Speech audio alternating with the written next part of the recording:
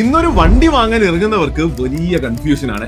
ഒരു സൈഡിൽ പെട്രോളിന്റെ വില തീ പിടിച്ചതുപോലെ കൂടുന്നു, കൂടെ പെട്രോളിൽ എത്തനോൾ മിക്സ് ചെയ്യുന്നു, മൈലേജ് കുറയുന്നു എന്ന പ്രശ്നങ്ങളും. മറ്റേ സൈഡിൽ ഇലക്ട്രിക് വെഹിക്കിൾസ് വളരെ ബെറ്റർ ആയിക്കൊണ്ടിരിക്കുന്നു, better cars, longer range and വിലയും താഴേക്ക് വരുന്നു. അപ്പൊ ഇവയിൽ ഏതാണ് better financial decision? Which one should you go for? എല്ലാം കമ്പയർ ചെയ്തുകൊണ്ട് ഇന്റലിജന്റ് ആയ ഡിസിഷൻ എങ്ങനെ എടുക്കണമെന്ന് ഞാൻ നിങ്ങൾക്ക് പഠിപ്പിച്ചു തരാം. നിങ്ങൾക്ക് സ്വയം ചെയ്യാൻ ഒരു കാൽക്കുലേറ്ററും തരാം. Let's go. പെട്രോൾ അടിക്കണ്ടല്ലോ, അപ്പൊ കുറെ പൈസ സേവ് ചെയ്യാലോ എന്ന ഒരു ഒറ്റ ലോജിക്ക് വെച്ചാണ് ഇന്ന് പലരും അന്ധമായി പോയി ഒരു ഇലക്ട്രിക് വണ്ടി വാങ്ങുന്നത്. ആ ലോജിക്ക് ശരിയാണെങ്കിലും അത് എപ്പോഴും വർക്ക് ചെയ്യില്ല. അത് മാത്രം നോക്കിയാൽ പോരാ എന്ന് ഞാൻ നിങ്ങൾക്ക് കാണിച്ചു തരാം. Buying price, insurance, servicing, loan amount, usage, പിന്നെ റീസെയിൽ വാല്യൂ, ഇങ്ങനെ പല കാര്യങ്ങളും അതിന്റെ കണക്കുമൊക്കെ നോക്കി വേണം ശരിക്കും ഈ ഒരു തീരുമാനം എടുക്കാൻ. പേടിക്കണ്ട, അത് ഈസിയായി ചെയ്യാൻ ഞാൻ ഒരു ഫ്രെയിം വർക്ക് ഉണ്ടാക്കിയിട്ടുണ്ട്. EV വാങ്ങണോ അതോ നോർമൽ വണ്ടി വാങ്ങണോ എന്ന് ഡിസൈഡ് ചെയ്യാൻ രണ്ട് കാര്യങ്ങൾ കമ്പയർ ചെയ്താൽ മതി. ഒന്ന്, ടോട്ടൽ കോസ്റ്റ് ഓഫ് ഓണർഷിപ്പ്, അതായത് കാറ് വാങ്ങിച്ചത് മുതൽ വിൽക്കുന്നത് വരെ ടോട്ടൽ എത്ര പൈസ ചിലവാകും എന്നുള്ളത്. രണ്ട്, മന്ത്ലി ഔട്ട്കം, അതായത് മാസ ചിലവ്, അതായത് ഓരോ മാസവും വണ്ടിക്ക് വേണ്ടി എത്ര പൈസ ചിലവ് വരുമെന്ന്. ഈ രണ്ട് കാര്യങ്ങളിലും ചിലവ് കുറവായ വണ്ടിയാണ് ഫൈനാൻഷ്യലി ശരിയായ രീതിയിൽ നിങ്ങൾ വാങ്ങേണ്ടത്. ചിലപ്പോൾ പഠിച്ചു വരുമ്പോൾ ടോട്ടൽ ഓണർഷിപ്പ് കോസ്റ്റ് കൂടുതലായിരിക്കും, എന്നാൽ മാസ ചിലവ് കുറവായിരിക്കും. ചിലപ്പോൾ അതിന്റെ ഓപ്പോസിറ്റും സംഭവിച്ചേക്കാം. അങ്ങനെ വന്നാൽ നിങ്ങളുടെ ലൈഫ് വെച്ച് നിങ്ങൾക്ക് എന്താണ് വേണ്ടത് എന്ന് നോക്കി നിങ്ങൾ ശരിയായ ഒരു തീരുമാനമെടുക്കണം. ഇതാണ് തിയറി. അപ്പോൾ ഇത് ഇനി നന്നായി മനസ്സിലാക്കാൻ നമുക്ക് ഒരു എക്സാമ്പിൾ എടുക്കാം. ബഡ്ജറ്റ് അറൌണ്ട് 10 ലക്ഷം രൂപ ആണെന്ന് എടുക്കാം. ആ പ്രൈസിൽ കിട്ടുന്ന ഒരു EV കാർ ആദ്യം എടുക്കണമല്ലോ. ടാറ്റ പഞ്ച് EV എടുക്കാം. ഓൺ റോഡ് പ്രൈസ് വരുന്നത് ഏകദേശം 10,77,000 രൂപ. ഇനി കമ്പയർ ചെയ്യാനായി ഒരു പെട്രോൾ കാർ എടുക്കണമല്ലോ. ടാറ്റയുടെ തന്നെ എടുക്കാം ഫോർ ഈസ് ഓഫ് കമ്പാരിസൺ. അപ്പോൾ ഈ റേഞ്ചിൽ നെക്സോൺ കിട്ടും. നെക്സോണിന്റെ സ്മാർട്ട് പ്ലസ് AMT വേരിയന്റ് 10,69,000 രൂപ കിട്ടും. ഓൾമോസ്റ്റ് സെയിം പ്രൈസ് ആണ്. നന്നായി തന്നെ കമ്പയർ ചെയ്യാം. പക്ഷെ ഇവിടെ ഒരു ട്വിസ്റ്റ് ഉണ്ട്. നമ്മൾ ഒരു EV വാങ്ങുമ്പോൾ വീട്ടിലൊരു പ്രോപ്പർ ചാർജർ സെറ്റപ്പ് ചെയ്യണം. അതിന് അറൌണ്ട് ഒരു 50,000 രൂപയൊക്കെ വരും. അപ്പോൾ EVയുടെ റിയൽ ടോട്ടൽ കോസ്റ്റ് ഏകദേശം 11,27,000 രൂപയാണ്. അപ്പോൾ ഇനി നമുക്ക് കമ്പാരിസണിലേക്ക് കടക്കാം. ഇവിടെ നിങ്ങളിൽ ചിലർ ചിന്തിക്കുന്ന ഒരു കാര്യം എനിക്കറിയാം. പഞ്ച് നെക്സോണിനേക്കാൾ ഒരു സെഗ്മെന്റ് താഴെയല്ലേ, അപ്പൊ ഈ കമ്പാരിസൺ ശരിയാണോ എന്നൊക്കെയല്ലേ നിങ്ങൾ ചിന്തിക്കുന്നത്. EVസിന് പൊതുവെ പെട്രോൾ ഡീസൽ വണ്ടികളെക്കാൾ വില കൂടുതലാണ്. അപ്പോൾ ഒരു ഫിക്സ്ഡ് ബഡ്ജറ്റിൽ വണ്ടി വാങ്ങാൻ പോകുമ്പോൾ ഇങ്ങനെ ഒരു സെഗ്മെന്റ് ഡിഫറൻസ് ഒക്കെ ഉണ്ടായേക്കാം. നമ്മുടെ പണി ഏതാണ് ഫൈനാൻഷ്യലി ബെറ്റർ എന്ന് കണ്ടുപിടിക്കലാണ്. സോ നമുക്ക് അത് ചെയ്യാം. ഇനി ഇവിടെ ഈ ഒരു കമ്പാരിസൺ നടത്താൻ വേണ്ടി കുറച്ച് അസംഷൻസ് നമ്മൾ എടുക്കണം. മാസം 900 കിലോമീറ്റർ ആണ് ഓടുന്നത്. 20% ഡൗൺ പേയ്മെന്റ് കൊടുത്ത് 4 വർഷത്തേക്ക് ലോൺ എടുക്കുന്നുണ്ട്. 6 വർഷം കഴിഞ്ഞാൽ വണ്ടി വിൽക്കും. പിന്നെ EV ചാർജ് ചെയ്യുന്നത് വീട്ടിൽ തന്നെയാണ്. ഈ അസംഷൻസ് വെച്ചപ്പോൾ നമുക്ക് ഈ കമ്പാരിസൺ നടത്തി നോക്കാം. ആദ്യം ടോട്ടൽ കോസ്റ്റ് ഓഫ് ഓണർഷിപ്പ് നോക്കാം. ഇത് കാൽക്കുലേറ്റ് ചെയ്യുന്നത് വളരെ സിമ്പിൾ ആണ്. Buying price plus running cost minus resale value. Buying price നമ്മൾ ഇപ്പോൾ കണ്ടതാണല്ലോ. നെക്സോൺ പെട്രോളിന് 10,69,000 രൂപ, പഞ്ച് EVക്ക് 11,27,000 രൂപ. അപ്പോൾ ഇനി റണ്ണിംഗ് കോസ്റ്റ് നോക്കാം. അതിൽ ആദ്യം ഏറ്റവും ഇമ്പോർട്ടന്റ് ആയിട്ടുള്ള സംഭവമാണ് ഫ്യൂവൽ ആണ്. പെട്രോൾ നെക്സോണിന് ഒരു 12 കിലോമീറ്റർ മൈലേജ് ഒക്കെ ആയിരിക്കും കിട്ടുക. സോ നമ്മൾ അസ്യൂം ചെയ്ത യൂസേജിന് 6 വർഷം കൊണ്ട് ഏകദേശം ടോട്ടല് 6,80,000 രൂപയുടെ പെട്രോൾ അടിക്കേണ്ടി വരും.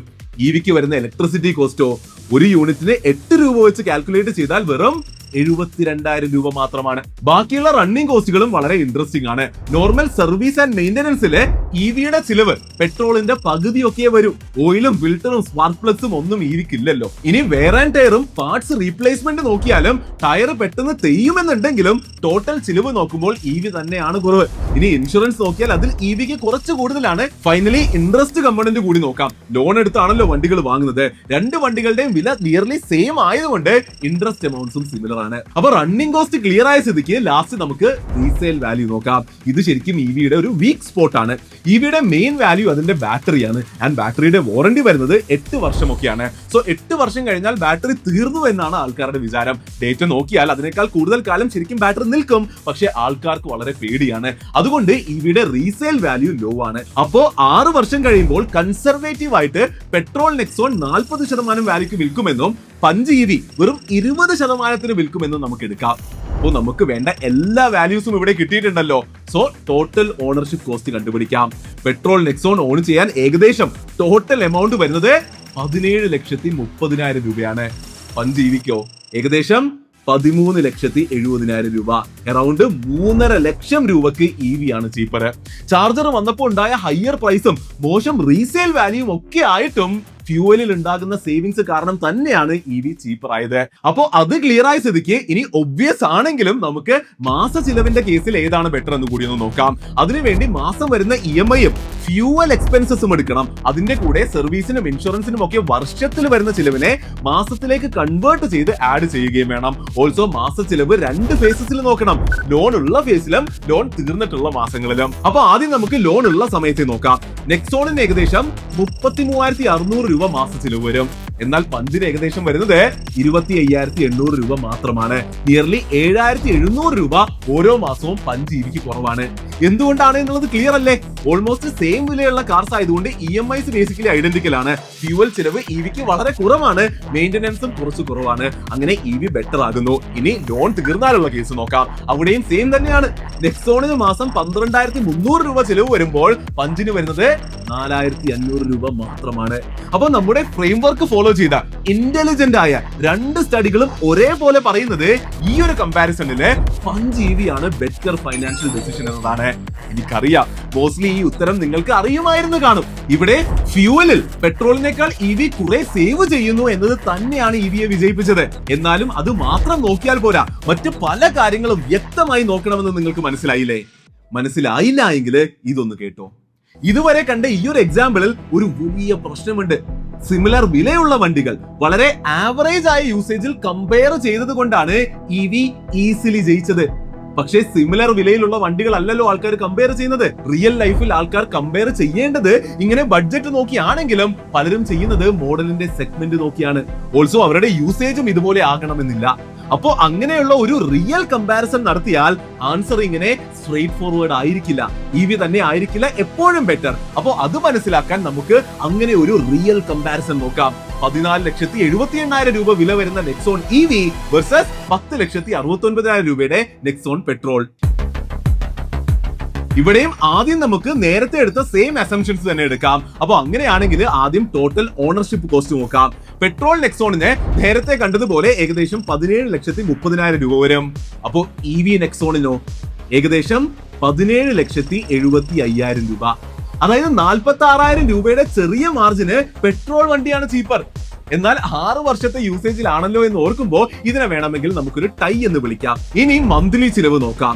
ലോൺ അടച്ചുകൊണ്ടിരിക്കുമ്പോൾ മന്ത്ലി ചിലവും വളരെ സിമിലർ ആണ്. EVക്ക് നിയർലി വെറും 300 രൂപ കൂടുതൽ. എഗൈൻ ടൈ എന്ന് വിളിക്കാൻ സാധിക്കും. ലോൺ തീർന്ന സാഹചര്യത്തിലാണെങ്കിലോ ക്ലിയർലി EV ആണ് ചീപ്പർ. കണ്ടില്ലേ, വണ്ടിയുടെ വില മാറിയപ്പോ തന്നെ കാര്യങ്ങൾ കാര്യമായി മാറി തുടങ്ങി. EV അല്ല ക്ലിയർ വിന്നർ ഇവിടെ. അപ്പോ ഇനി ഇതിന്റെ കൂടെ യൂസേജിന്റെയും അതുപോലെ നമ്മൾ ഇവിടെ എടുത്തിട്ടുള്ള മറ്റ് അസംഷൻസും മാറിയാലോ? യെസ്, അങ്ങനെ അസംഷൻസ് മാറ്റിയിട്ടുള്ള 2 കേസുകൾ കൂടി നമുക്ക് നോക്കാം. ആദ്യത്തേത് മാസം യൂസേജ് 300 കിലോമീറ്റർ, ഹോം ചാർജിംഗ് ഇല്ല, സോ എപ്പോഴും പബ്ലിക് ചാർജേഴ്സ് യൂസ് ചെയ്യണം. അവിടെ യൂണിറ്റിന് ഏകദേശം 20 രൂപയാണ് വില. 4 വർഷം കഴിഞ്ഞാൽ വണ്ടി വിൽക്കുകയും ചെയ്യും. ഓക്കെ ആണല്ലോ? അപ്പൊ ഈ ഒരു കേസിൽ ടോട്ടൽ കോസ്റ്റ് ഓഫ് ഓണർഷിപ്പ് നോക്കാം. പെട്രോളിന് ഏകദേശം 10,20,000 രൂപ, EVക്കോ 13,90,000 രൂപ.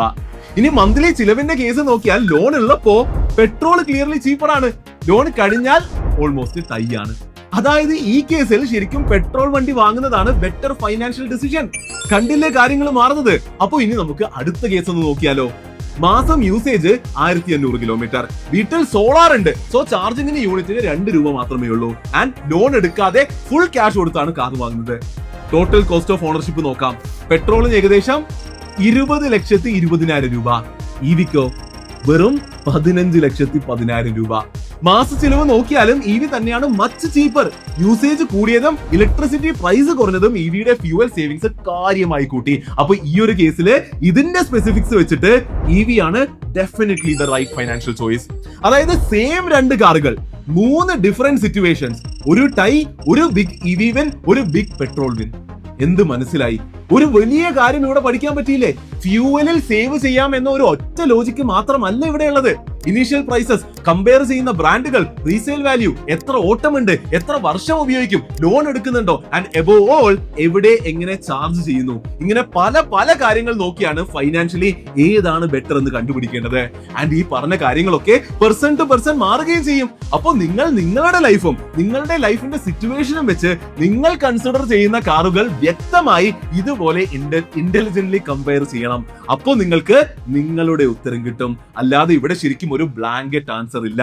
അപ്പൊ ഈ കാൽക്കുലേഷൻ ഒക്കെ പാടല്ലേ, എങ്ങനെയാ നിങ്ങൾ സ്വയം ചെയ്യുക എന്ന് ടെൻഷൻ അടിക്കുകയാണെങ്കിൽ പേടിക്കേണ്ട, നോ വറീസ്. അത് വളരെ ഈസിലി ചെയ്യാൻ ഞാനൊരു കാൽക്കുലേറ്റർ ഉണ്ടാക്കിയിട്ടുണ്ട്. ഇതാ കണ്ടില്ലേ, വളരെ സിമ്പിൾ ആണ്. മുകളിൽ കുറച്ച് ഇൻഫർമേഷൻ മാത്രം നമ്മൾ അങ്ങോട്ട് കൊടുത്താൽ എല്ലാ കാൽക്കുലേഷനും ചെയ്ത് കാൽക്കുലേറ്റർ ടോട്ടൽ കോസ്റ്റ് ഓഫ് ഓണർഷിപ്പും മന്ത്ലി ചിലവും ഒക്കെ കാൽക്കുലേറ്റ് ചെയ്ത് ഫൈനൽ വെർഡിക്റ്റ് നമുക്ക് ഇങ്ങോട്ട് കാണിച്ചു തരും. ആദ്യം കാർ ആണോ അതോ ടൂ വീലർ ആണോ എന്ന് പിക്ക് ചെയ്യുക.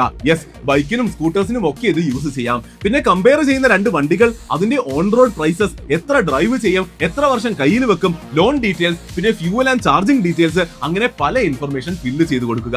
റണ്ണിംഗ് കോസ്റ്റ് സെൻസിബിൾ ആയ കാൽക്കുലേഷൻ വെച്ച് ഓട്ടോ ഫിൽ ആകും. നിങ്ങൾക്ക് ബെറ്റർ റിയൽ നമ്പേഴ്സ് വെച്ച് ഓവർ റൈറ്റ് ചെയ്യാം. അപ്പൊ ഇത്രയും കൊടുത്തു കഴിയുമ്പോൾ ഇപ്പൊ പറഞ്ഞതുപോലെ total cost of ownership, monthly out go during and after the loan and final verdict, ഇതെല്ലാം കാൽക്കുലേറ്റർ അങ്ങോട്ട് തരും. അപ്പൊ പറഞ്ഞതുപോലെ നിങ്ങളുടെ ലൈഫിലെ കാര്യങ്ങൾ വെച്ച് നിങ്ങൾ കമ്പയർ ചെയ്യാൻ ഉദ്ദേശിക്കുന്ന വണ്ടികളുടെ ഡീറ്റെയിൽസ് കൊടുത്ത് റിയൽ സ്മാർട്ട് ആൻസറിലേക്ക് നിങ്ങൾ എത്തുക. ഷീറ്റ് ഡൗൺലോഡ് ചെയ്യാനുള്ള ലിങ്ക് ഞാൻ താഴെ കൊടുത്തിട്ടുണ്ട്. അപ്പോ കൺക്ലൂഷൻ ഇതാണ്: EV ആണോ അതോ പെട്രോൾ ഡീസൽ വണ്ടിയാണോ ഫൈനാൻഷ്യലി ബെറ്റർ എന്നത് നിങ്ങൾ കമ്പയർ ചെയ്യുന്ന വണ്ടികളെ നിങ്ങൾ എങ്ങനെ വാങ്ങുന്നു എന്നതിനെയും നിങ്ങൾ അതിനെ എങ്ങനെ ഉപയോഗിക്കുന്നു എന്നതിനെയും എല്ലാം ഡിപ്പെൻഡ് ചെയ്തിരിക്കും. ഇപ്പൊ പഠിച്ചതുപോലെ ഇന്റലിജന്റ്ലി കാൽക്കുലേറ്റ് ചെയ്ത് തീരുമാനത്തിലേക്ക് എത്തണം. ഇനി തമ്പ് റൂൾസ് പോലെ പറയാനാണെങ്കിൽ നിങ്ങൾക്ക് വീട്ടിൽ ചാർജ് ചെയ്യാൻ പറ്റും, പിന്നെ നല്ല ഓട്ടവും ഉണ്ട് എങ്കിൽ ഏത് ബഡ്ജറ്റിലായാലും ഏറെക്കുറെ EV ആയിരിക്കും ബെറ്റർ. ഇനി വീട്ടിൽ ചാർജ് ചെയ്യാൻ പറ്റില്ല, വളരെ കുറച്ചേ ഓടുന്നുള്ളൂ, പിന്നെ പെട്ടെന്ന് വണ്ടി മാറ്റുകയും ചെയ്യണമെന്നുണ്ട് എങ്കിൽ മോസ്റ്റ് ഓഫ് ദ കേസസിൽ പെട്രോൾ ആയിരിക്കും ബെറ്റർ. അപ്പൊ ഇതെല്ലാം ക്ലിയർ ആയ സ്ഥിതിക്ക് വീഡിയോ നമുക്ക് ഇവിടെ നിർത്താം. ഇതുവരെ നമ്മൾ പറഞ്ഞത് എല്ലാം തന്നെ വണ്ടി വാങ്ങുന്നതിന്റെ ഫൈനാൻഷ്യൽ സൈഡ് മാത്രമാണ്. എന്നാൽ ചില ആൾക്കാർക്ക് അതൊരു ഇമോഷണൽ ഡിസിഷൻ കൂടിയാണ്. പെട്രോളിന്റെ ഫൺ വേണമായിരിക്കും, എൻവയോൺമെന്റിനെ നല്ലത് ചെയ്യണമെന്നുണ്ടായിരിക്കും, ചാർജിംഗ് സ്റ്റേഷൻ തപ്പുന്ന ആങ്സൈറ്റി ഇഷ്ടമല്ലായിരിക്കും. അതൊക്കെ റിയൽ ആണ്, എനിക്ക് മനസ്സിലാക്കാവുന്നതേ ഉള്ളൂ. പക്ഷേ ആ ഫീലിംഗുകൾ കൊണ്ട് ഫൈനാൻഷ്യലി ലൈഫിനെ വളരെ ബുദ്ധിമുട്ടിലാക്കുന്ന രീതിയിലുള്ള ഡിസിഷൻസ് എടുക്കുന്നത് ഒരിക്കലും ബുദ്ധിയല്ല. അതുപോലെ തന്നെ ഫൈനാൻഷ്യൽ കാര്യങ്ങൾ നോക്കി ഒപ്റ്റിമൈസ് ചെയ്ത് ജീവിതത്തെ ഇമോഷണലി ഡ്രെയിൻ ആക്കുന്നതും ശരിക്കും നല്ലതല്ല. രണ്ടിന്റെയും ഒരു ബാലൻസ് മെയിൻറ്റെയിൻ ചെയ്യൽ ജീവിതത്തിൽ വളരെ ഇമ്പോർട്ടന്റ് ആണ്. അപ്പോൾ കാൽക്കുലേറ്റർ യൂസ് ചെയ്ത് നിങ്ങളുടെ ഹാർട്ടിനും വാലറ്റിനും സ്മാർട്ട് ആയ ഒരു ഡിസിഷൻ നിങ്ങൾ എടുക്കുക. ഇനി എത്ര രൂപയുടെ വണ്ടിയാണ് നിങ്ങൾക്ക് അഫോർഡ് ചെയ്യാൻ പറ്റുക എന്നുള്ളതിൽ ഇപ്പോഴും ഡൗട്ട് ഉണ്ടെങ്കിൽ അത് ശരിയായ രീതിയിൽ കാൽക്കുലേറ്റ് ചെയ്യാൻ പഠിപ്പിക്കുന്ന ഒരു വീഡിയോ ഞാൻ ഓൾറെഡി ചെയ്തിട്ടുണ്ട്. ഇപ്പൊ തന്നെ പോയി കണ്ടോളൂ. അതിശക്തം.